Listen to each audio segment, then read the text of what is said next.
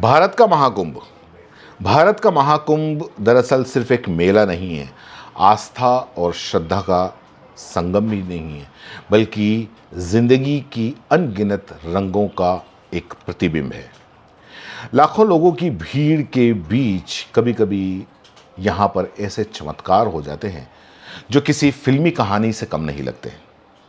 और आज जो आप कहानी आपको सुनाने वाला हूँ वो कुछ ऐसी ही फिल्मी कहानी है। ये कहानी है धनवंत देवी की।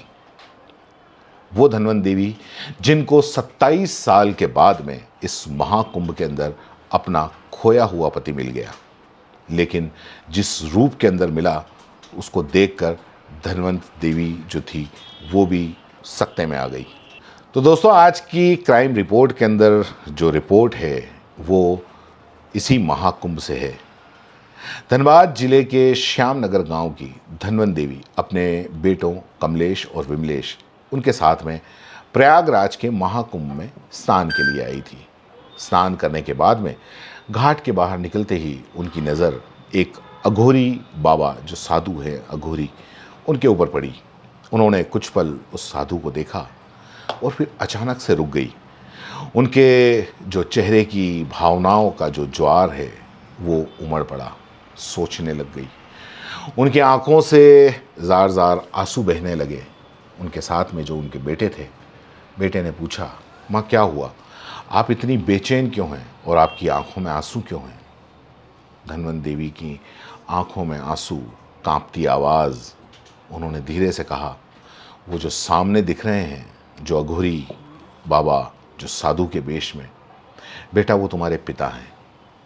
कमलेश और विमलेश दोनों भाई जैसे ही उन्होंने सुना वो दंग रह गए, अवाक रह गए। उन्होंने कहा कि ये कैसे संभव हो सकता है, क्योंकि उनके पिता को तो गए हुए 27 साल हो गए हैं। 27 साल से वो लापता हैं। अब तो हम ये मान चुके थे कि वो इस दुनिया में नहीं हैं, तो फिर वो यहाँ कैसे हैं? क्योंकि इनके जो पिता थे और धनवंत देवी का जो पति था वो 27 साल पहले घर से गायब हो गया था। तो एक बार 27 साल पहले चलते हैं, फिर वापस हम महाकुंभ में आएंगे। ये बात है 1998 की। गंगा सागर यादव जो पशु व्यापार से जुड़े हुए थे, अपने गांव से शहर का सामान ख़रीदने के लिए गए थे और उन्होंने अपनी पत्नी से कहा था कि मैं तुम्हारे लिए एक नई साड़ी लेकर आऊँगा, क्योंकि जो पत्नी है दोनों काफ़ी अच्छे से रहते थे, बच्चे भी थे, कहीं कोई ऐसी कोई परेशानी नहीं थी, कोई दिक्कत नहीं थी। लेकिन अचानक एक दिन जब गांव से शहर सामान ख़रीदने के लिए जाते हैं और कहते हैं कि मैं तुम्हारे लिए नई साड़ी लेके आऊँगा और कुछ ज़रूरी चीज़ें भी लेकर आऊँगा, पत्नी इस बात पे ध्यान नहीं देती, क्योंकि पत्नी के लिए ये एक आम सी बात होती है।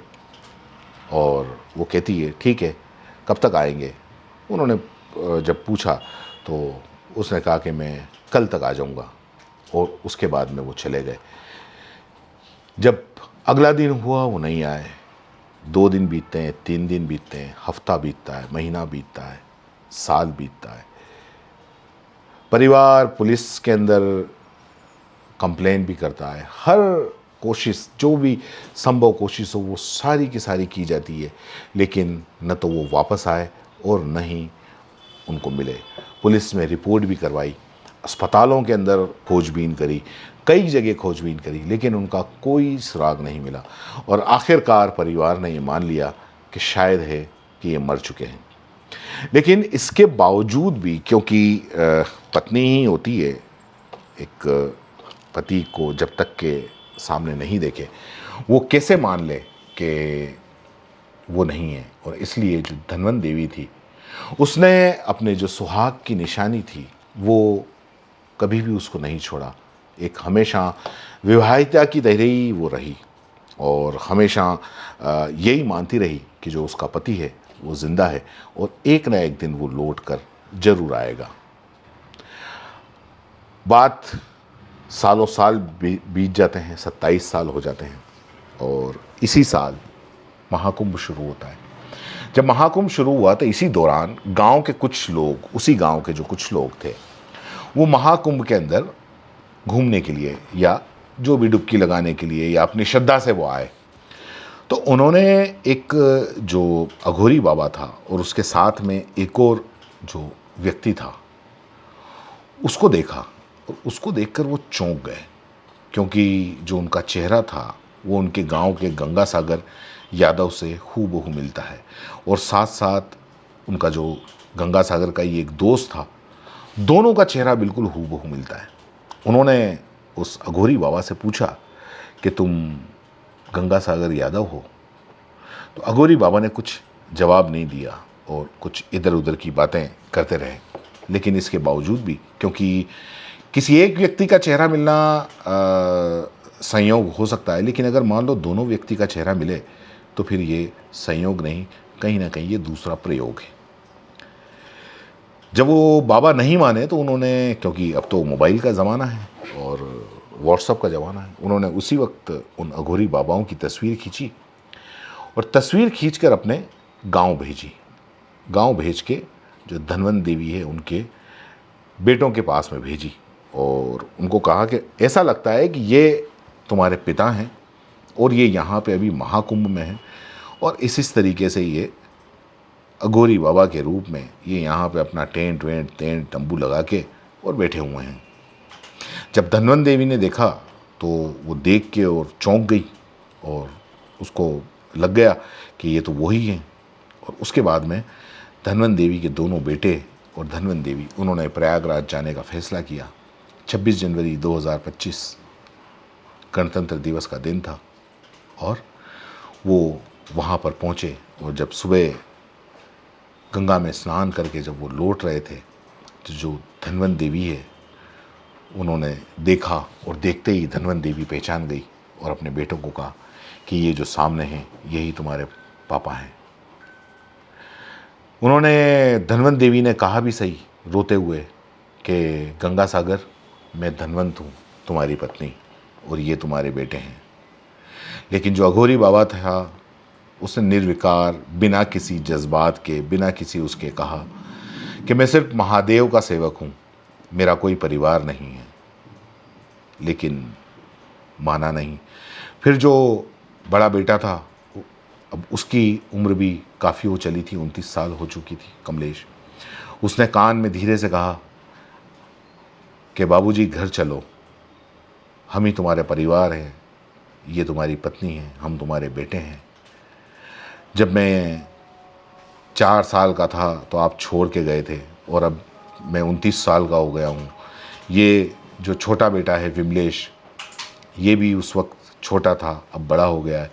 कमलेश और विमलेश ने उनसे आग्रह किया लेकिन कि वो उनके साथ में घर चले, लेकिन बाबा ने इनकार कर दिया। और उसके बाद में एक महिला थी, वो सामने आई और सामने आकर उसी वक्त बोली, वो भी साधु टाइप की महिला थी। उसने कही कि ये मेरे पति हैं, गंगा सागर के बारे में कहा कि ये मेरे पति हैं, इन्हें परेशान मत करो। अब इस बात को लेके काफ़ी हंगामा हो गया, क्योंकि जो धनवंत देवी थी उसका पूरा ये था कि ये मेरा पति ही है। उधर वो ये दावा कर रही थी। कुछ जो साध्वी थी, उस साध्वी ने कुछ पथराव भी किया उनके जो परिवार थे उन पे, धनवंत देवी पे और उनके बच्चों पे। बहरहाल काफ़ी भीड़ इकट्ठा हो गई। जब भीड़ इकट्ठा हो गई, धनवंत देवी ने कहा कि ये मेरे पति हैं। मामला पुलिस तक पहुंचा। पुलिस तक पहुंचने के बाद में धनवंत देवी ने कहा कि ये मेरे पति हैं और हम इनको घर लेकर ही जाएंगे, आप चाहो तो डीएनए टेस्ट करा लो। अब जो धनवंत देवी थी, उस धनवंत देवी ने वो जो अघोरी जो गंगा सागर था उसकी कई निशानियां बताई कि इसकी एक हाथ फ्रैक्चर है, कोहनी इसकी टेढ़ी है, इसके यहाँ पे इस तरीके से निशान हैं। लेकिन अघोरी बाबा मानने के लिए तैयार नहीं।